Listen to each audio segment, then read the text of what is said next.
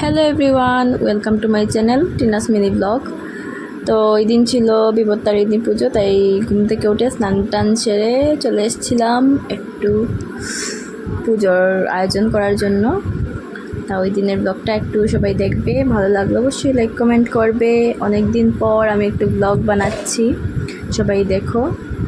যেহেতু ছিল বিপত্তারিণী পুজো আর আমার স্কুলও খোলা ছিল, রেজাল্ট ছিল হয়তো সেদিন শনিবার ছিল, তাই ঘুম থেকে উঠেই স্নান টান সেরে, উপোস ছিল যেহেতু, তাই স্নান টান সেরেই আগে ঘরের নিত্য দেবতাকে পুজো দিয়ে দিয়েছিলাম আমি। তারপর আস্তে আস্তে সবাই মিলে আমি মা শুদ্ধি মিলে আয়োজন করেছি।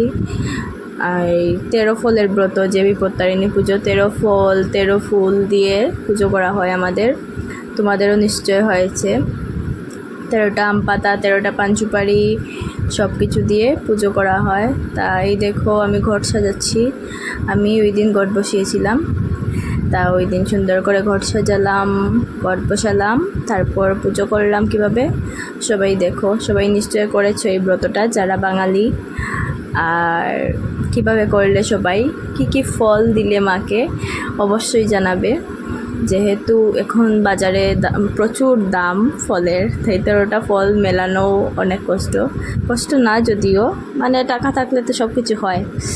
তাই আমরাও মোটামুটি করেই করেছিলাম, খুব বেশি ফল না এনে 13 জাতের মিলিয়ে সব কিছু দিয়ে করেছি। সবাই দেখো ভিডিওটা, আর ভালো লাগলে বলবে আমাকে। অনেক দিন হয়ে গেল ব্লগ দেই না, সবাই কেমন আছো তাও জানাবে।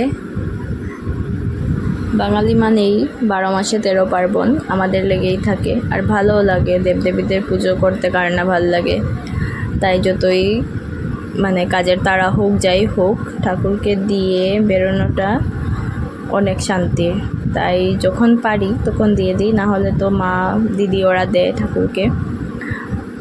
তারপরে ওই যে 13 ফলের ব্রত যেহেতু, তাই আমাদের একটা নিয়ম আছে যে লাল সুতো বাঁধতে হয় 13টা গিট দিয়ে, মার সামনে দিয়ে রক্ষা কবচের মতোই আর কি দিয়ে দিই। তারপরের দিন আমরা বাঁধি সুতোটা, তা আমি বানিয়েছিলাম। তারপরে তো ওইদিকে মা ফল কেটে আয়োজন করছিল। এই যে আমরা ফল এনেছি, একটু একটু করে সব জাতের ফল আনা হয়েছিল। আর এই যে আমার লাড্ডু গোপাল, দেখো লাড্ডু গোপালকে আগেই সকাল সকাল দিয়ে দিয়েছিলাম লাড্ডু আর ভোগ, যেহেতু ওই দিন ছিল রাধারমণ ঠাকুরের আবির্ভাব তিথি, জন্মতিথি, তাই ওই দিন ওনারও প্রিয় নারকেলের নাড়ু করে দেওয়া হয়েছিল। আর এই যে আমি বানিয়েছি ইয়েগুলো, সুতোগুলো, লাল সুতো, তেল সিঁদুর সব কিছুই দেওয়া হয়েছে মাকে, পাঞ্চুপুরি সুন্দর করে ঘট সাজিয়ে। এই যে হলো আমার বিপত্তারিণী মায়ের পুজোর আয়োজন। দেখো নৈবেদ্য দেওয়া হয়েছে 13 জাতের ফল দিয়ে, সব কিছু সাজিয়ে দেওয়া হয়েছে। তারপরে সব দিয়ে মাকে নিবেদন করে দেওয়া হয়েছে। একটু করে সুর্দি পাঁচালি পরে নিয়েছিল, আমি তখন একটু গিয়ে রেডি হয়ে নিচ্ছিলাম স্কুলের জন্য। সবার আমাদের আয়োজন কেমন লেগেছে অবশ্যই জানিও যদি ভালো লাগে। আর আমিও চেষ্টা করব এখন থেকে ব্লগ টগ একটু দেওয়ার, যেহেতু করি তাহলে দিলেই বাকি, অনেক ভিডিও পড়ে রয়েছে করি, কিন্তু ঠিক করে সময় মতো বানিয়ে দেওয়া হয় না। তো আলস্য হয়ে গেছে শরীরে, কিছুই যেন ভাল লাগে না, না পড়তে ভাল লাগে, না ব্লগ বানাতে ভাল লাগে, না কিছুই ভাল লাগে না।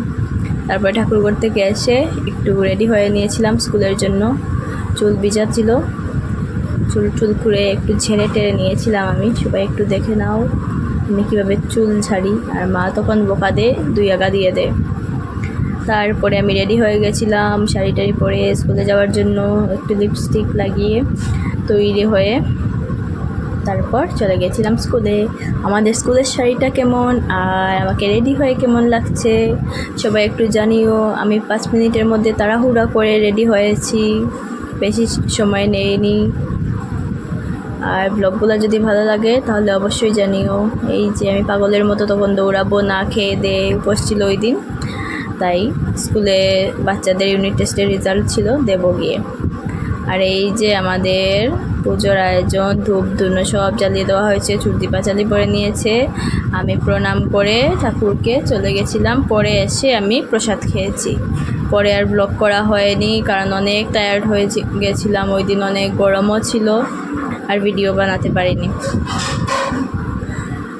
এটাই চাইবো, মা বিপদনাশিনী যেন সবাইকে বিপদ থেকে মুক্ত রাখেন, সবাই যেন ভালো থাকো, সুস্থ থাকো।